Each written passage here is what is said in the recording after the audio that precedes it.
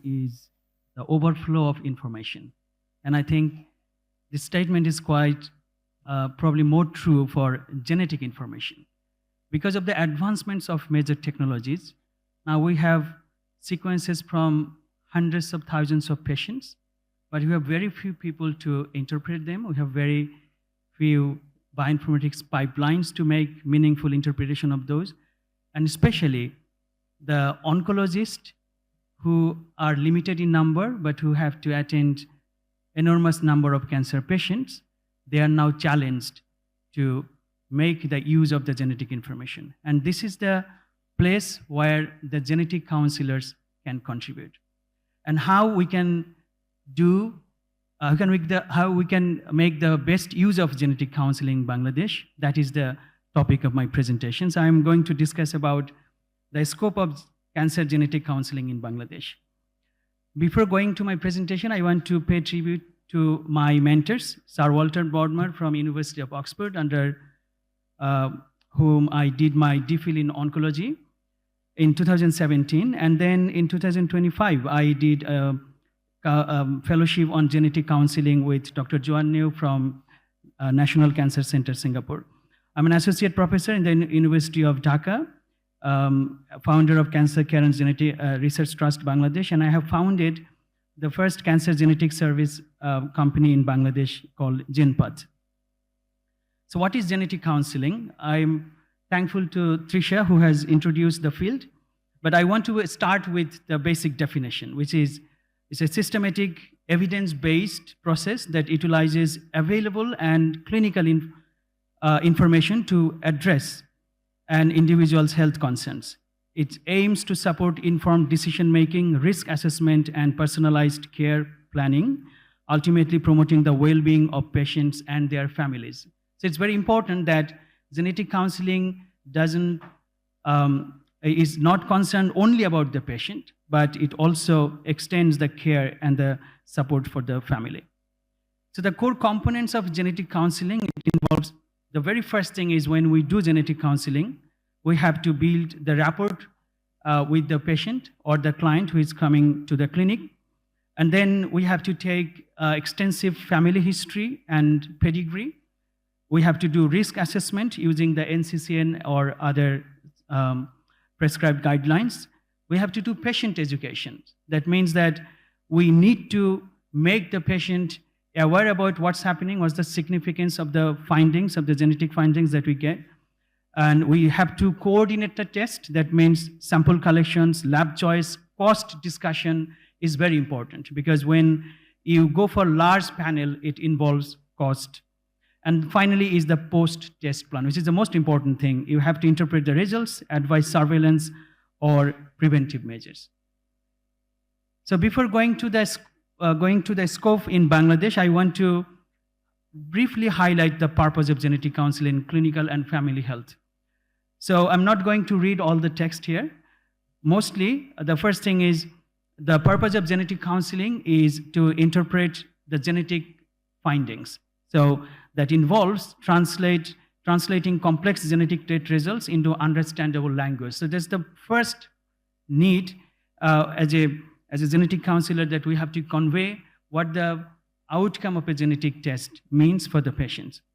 The second important thing is patient-centered risk assessment. So when we find a genetic result, whatever mutation it is, whatever variant it is, pathogenic, non-pathogenic, or a variant of unknown significance, we have to evaluate personal and family history to estimate the likelihood of genetic disorder. The third thing is we have to find the impact on family planning and relatives. There are certain hereditary genetic markers that will indicate whether the risk is going to flow to the next generation. So for that, we have to offer reproductive guidance for individuals or couples at risk. And fourth is the psychosocial support and decision making, which is extremely important, because whenever someone will get a genetic result, whenever someone will find that there is a marker which is hereditary, then the person probably has to navigate through a strong emotional response such as anxiety, guilt, and uncertainty. And in the genetic clinic, we have found that a lot of people will have lots of family tensions when a genetic result will come out. And when we provide the support, we have to be respectful about cultural, religious, and personal values in health planning. So with this brief background, I now come to the major questions. Are we prepared to practice genetic counseling in Bangladesh? We have learned from Trisha that they're doing this in India, but where do we stand in Bangladesh? Before going to that question, I will start with the very basic component of genetic counseling, which is the technology that involves getting the genetic results. So Trisha has mentioned that it can be PCR-based, it can be next-generation sequencing-based. Where do we belong into this picture in Bangladesh? I want to start with some of the findings from my research. So we do research in Dhaka University in Genetic Engineering Department.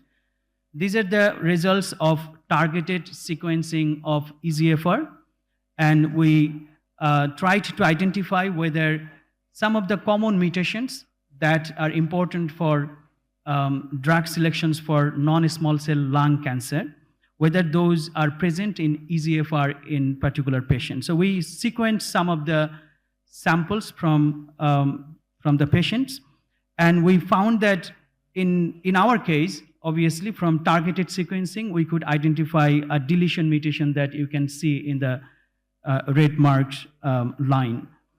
So EGFR we can identify, it's a targeted sequencing.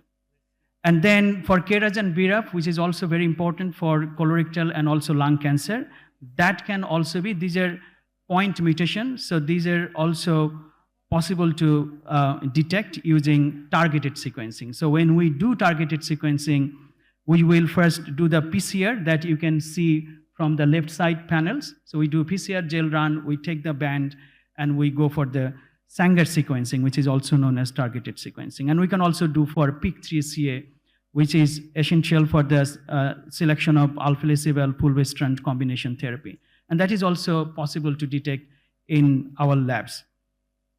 But in Bangladesh, we are not only limited to targeted sequencing anymore. It's not that Sanger sequencing is only possible, but next generation sequencing are also available in Bangladesh, and it's quite accessible. We have one of the chair of this session, Dr. Mustafiz, who is leading the Genome Center in ICT DRB. They have the next generation sequencing facilities. And as of now, probably around 52 or 53 next generation sequencing machines are available in Bangladesh.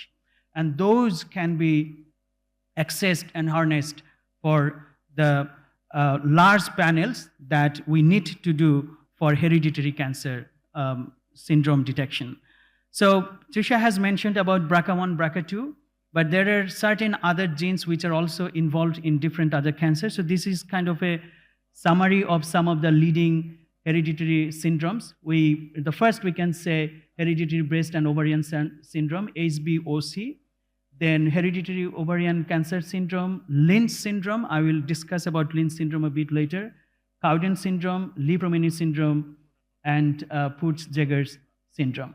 So these are the hereditary syndromes that are very well studied, and generally among all cancers that we detect, 10 to 15% will be probably will occur because of the mutations of some of the genes. So that means for hereditary cancer, sometimes we don't have to go for very large panels.